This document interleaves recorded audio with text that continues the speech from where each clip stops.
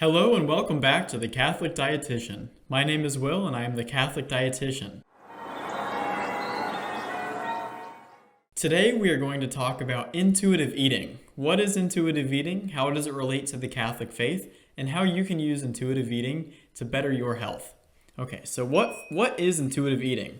Well, the main definition, the main summary of intuitive eating is eating for your intuition. So what is your intuition?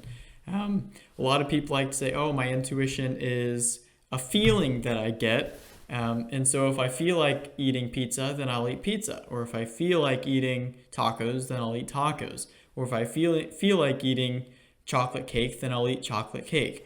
I feel like my intuition is telling me to eat certain foods, and that is my intuition. A lot of people like to say, oh, if you focus on intuitive eating and really tapping into your intuition, then you should be able to correct a lot of your health problems. That can be true, but it can also be very misleading. And so we're going to go through the pitfalls and how to avoid some of the common pitfalls in intuitive eating. Many of you watching may be young and seemingly in very good health. Maybe you are in sports and you're doing just fine. You don't have any issues. Your blood sugars are fine. Your weight's okay. You're gaining a good amount of muscle mass. That's good. But that doesn't mean that a poor diet won't catch up to you in the future. Just like bad habits lead to bad choices later in life, the easiest way to predict what someone will do is to look at their past and say, okay, well, they're probably going to repeat that same thing in the future. And so if your diet is full of fat and full of a whole bunch of crap, then you're going to have a whole bunch of problems related to nutrition later in life. But you can fix that now. Most chronic health problems have their roots in your early to mid-20s. So these are things like heart disease, diabetes, Alzheimer's disease, and cancers. A lot of them set their foundation in your body at around the age of 25, 26 years old. And one of the main contributors to this is poor diet. Oftentimes, when you're 25, 26 years old, you're growing up, you're living on your own, and you don't eat as healthily as you probably should. Maybe you haven't been taught the best. Maybe you don't know how to cook. Maybe your budget is so low that you don't think that you can eat healthily on a cheap budget. So if you are eating a poor diet and you develop chronic diseases later in life, don't blame that on genetics. You can blame a little bit of it on genetics, maybe 5%, but 95% of it, it's your fault. You caused it through bad diet. So, how does this play into intuitive eating? Well, you intuitively ate to where you're at. If you eat just regular and don't have any second thought about what you eat, and you live to be 95, 100 years old and fit and in great health, you intuitively ate that way. But if you intuitively ate and you die of a heart attack at age 60, you intuitively ate yourself into obesity and then you died at age 60. And it's really sad and it's really tragic, but that is oftentimes the case. So we have to really fix our intuition just like we have to fix our sins in order to go into heaven. A lot of people, they grow up in a community where there's sin that's just running rampant throughout the community. And then they get dragged into the sin, and that sin becomes their habit. And oftentimes they don't even know that what they're doing is so toxic to their soul, into the soul of the church. So it's really important that you understand what you're doing wrong. It's important that you then correct what you're doing wrong. And it's important that you then continue to do the right thing and not fall back into bad habits. Just like sin, diet plays a huge, huge role in your health. So if you want to make a new habit, especially let's say you're trying to overcome a habitual sin, your predominant vice, what do? Well, you practice the opposite virtue and you go to confession and you confess the vice that you're trying to overcome, and then you instill that proper virtue to make sure that you overcome that vice. And so then you can move on to the next one and move on to the next one until you're cleansed of your vices and you are left with only virtues. And you can work on absolutely perfecting your virtues. Diet and the way you eat is also a virtue. It helps your body and it helps your body thrive. So if you have a healthy body, other people will say, hey, look, that guy's healthy. He's doing the right thing. A healthy body will help evangelize more people. People want to talk to and listen to people who generally look at least somewhat attractive. If someone's breath smells like crap and their underarms are really stinky, and they're habitually committing a lot of sins, you can almost smell it on the person. Maybe they have great advice, but there's something about them, whether it's their stench or the way they dress, or if they have a tattoo on their forehead that says something really nasty, maybe you're not going to trust them as much as someone who's clean cut, takes care of their health, and you can see that they take care of their health. You're probably going to trust them a lot more, and it's in human nature to trust them a lot more.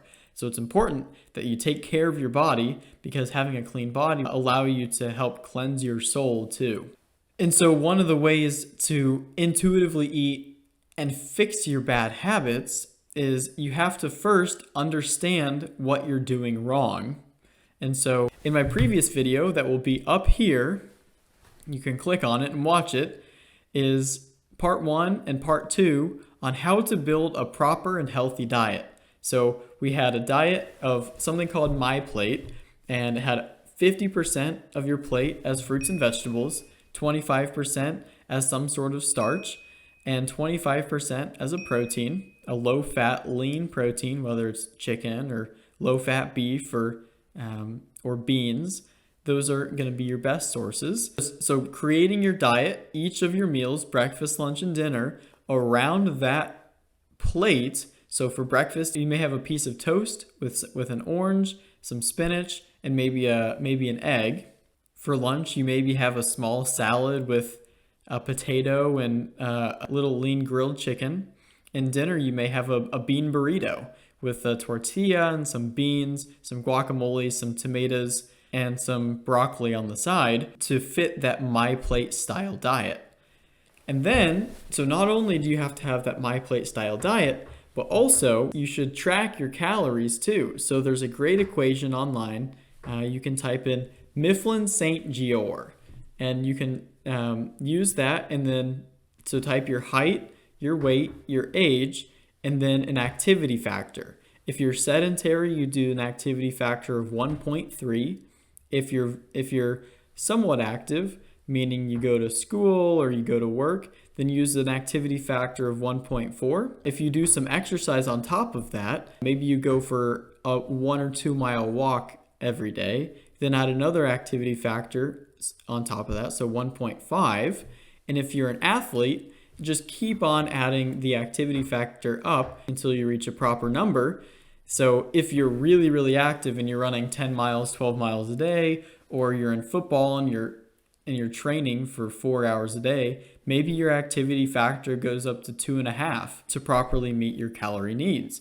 But when you stop training, maybe it's the off season, or you've graduated high school or college and you're no longer playing football, or you're no longer running or playing the sport that you used to play all the time, you decrease that activity factor, and subsequently you decrease the amount of calories you intake so you don't gain too much weight and too much fat especially. So if you stay within your calorie range, so if you add 10% and take away 10%, that's about the calorie range that you want to stick to. So 10% under and 10% over your calorie range is going to get you the calories that you need every single day. And I wouldn't go more than that, and I wouldn't go less than that. If you're trying to lose weight, we'll talk about that in another video.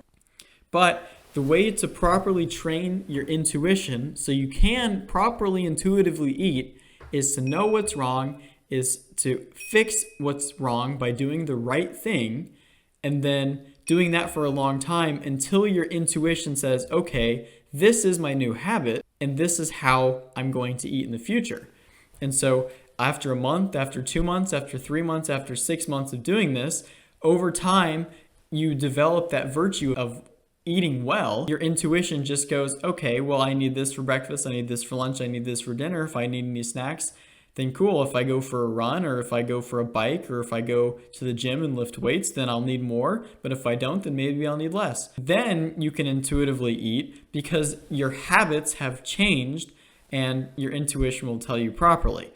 But until you've built up the muscle of your intuition, when it comes to healthy eating and proper eating, you should not trust your intuition.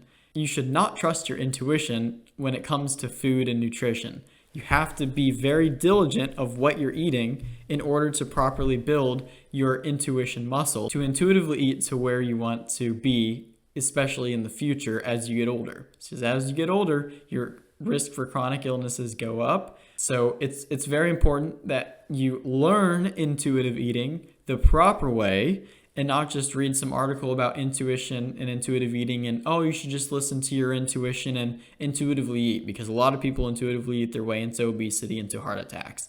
So train your intuition muscles, and then intuitively eat after you've trained your intuition muscles, because then you'll be able to properly discern, hey, is this healthy? Hey, is this not healthy? And you can live a happy and healthy life. And then you can pass it on to your kids, or if you're going to be religious, then you can pass it on to your religious community. Or if you're going to be a priest, then you can pass it on to your congregation. If you like this video, click like and subscribe, and we'll have another video out shortly. Thank you so much.